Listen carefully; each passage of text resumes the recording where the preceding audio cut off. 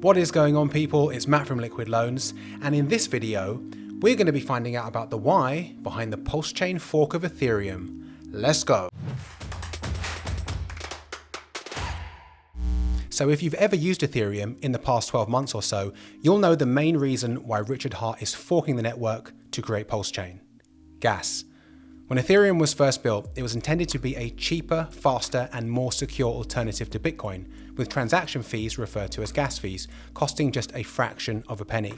But fast forward 7 years and Ethereum has become a victim of its own success.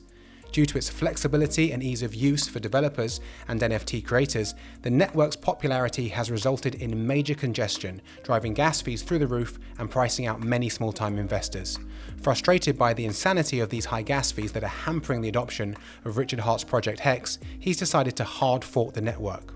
However, unlike previous forks of Ethereum, PulseChain will launch fully loaded with all existing tokens copied across to the network. So in case you're hearing this for the first time, yes you, this means you're going to get a copy of all of your ERC20 tokens on a cheaper, faster network. Yes please. As the saying goes, a job worth doing is a job worth doing well. So instead of simply forking it exactly as it is, this code will improve upon the Ethereum code. So let's take a look at the improvements that PulseChain will bring. So unlike Ethereum and Bitcoin, which both use proof of work, PulseChain will rely on a more environmentally friendly consensus mechanism called proof of stake. Try and say that after a few beers. Instead of relying on expensive mining equipment, which is extremely energy intensive and expensive, a proof of stake network revolves around a process called staking, where validators stake a certain amount of crypto that allows them to validate transactions and keep the network secure. To promote honest network participation, validators receive rewards for doing the right thing and penalties known as slashing for doing the wrong thing, such as going offline. Now, since proof of stake allows for transactions and blocks to be approved without the need for solving complex equations, it allows for greater scalability and higher throughput than proof of work.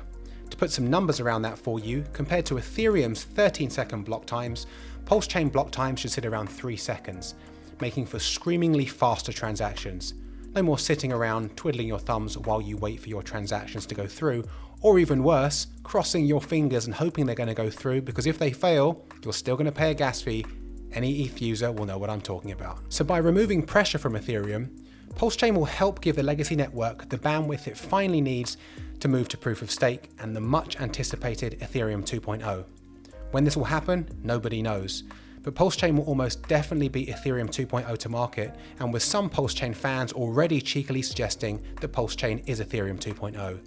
You cheeky buggers, you. Right now, swapping ERC20s on Ethereum can cost well over $100, and a simple send can cost well over $30. These make the network untenable for smaller investors, but are fairly inconsequential to the bigger boys, which really goes against the idea of blockchain tech democratizing finance.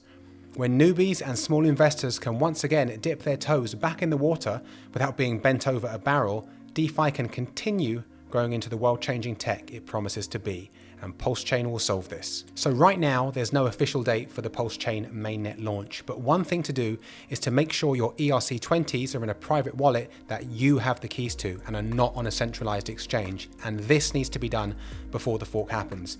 If your ERC20s are on an exchange at the time of the fork, you will miss out on your free copies. You can also try out the testnet now to see how the code is running on there and give you an idea of how PulseChain will feel once it goes live. So to sum it up, PulseChain will be a faster, cheaper, and more environmentally friendly version of Ethereum with a full system state copy that has never been done before. So the excitement about this blockchain going live is palpable, and for good reason. So I hope that video helped and shed some light on the why behind the PulseChain fork of Ethereum. If you like that video, guys, do hit that subscribe button and that bell icon so you're notified every time we drop new videos and content on the channel. You can also share this video with someone who you think it may benefit. Tap the like button, drop a comment for the algo, it always helps us out. Thanks for watching, and I'll see you on the next one. Peace.